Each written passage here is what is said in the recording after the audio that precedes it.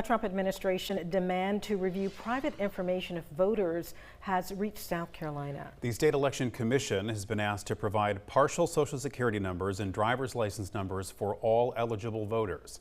State House reporter Caroline Yaffa explains. The State Election Commission has been granted several extensions, but the DOJ gave them until Friday to abide by their request, and it impacts about 3.4 million voters. I am always concerned about anything that discourages people from voting. There is the potential that people will be fearful of voting. The request came from the Trump administration and it has been sent out to several other states. But so far, the Election Commission says no data has been shared. They say they're committed to complying with all legal requirements while ensuring the privacy and security of voter information.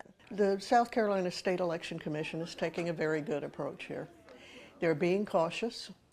They are respecting the rights of their citizens. The DOJ is requesting voter list data, including all South Carolinian voters' last 4 digits of their Social Security number and their driver's license number. Governor McMaster's office sent us this statement that reads in part, Governor McMaster fully supports President Trump's efforts to expose the Biden Democrat illegal immigrant voter registration scam. The federal government already has our federally issued Social Security numbers. That's how they find bogus Social Security numbers on state voter rolls. But not everyone thinks this is what's best for South Carolinian voters. The governor should ask themselves, not asking what the federal government already has, but does he value his loyalty to Trump and the Trump DOJ more than he values his loyalty to South Carolina voters and protecting our privacy? He is duty-bound to protect our privacy. Chairman Drew McKissick of the South Carolina Republican Party agrees with Trump and McMaster. He says, quote, the Trump administration is working to ensure that everyone who's registered to vote in our country is actually an American citizen and therefore eligible to vote, a position that's supported by a majority of the American people. South Carolina Republicans have been in charge here for 25 years.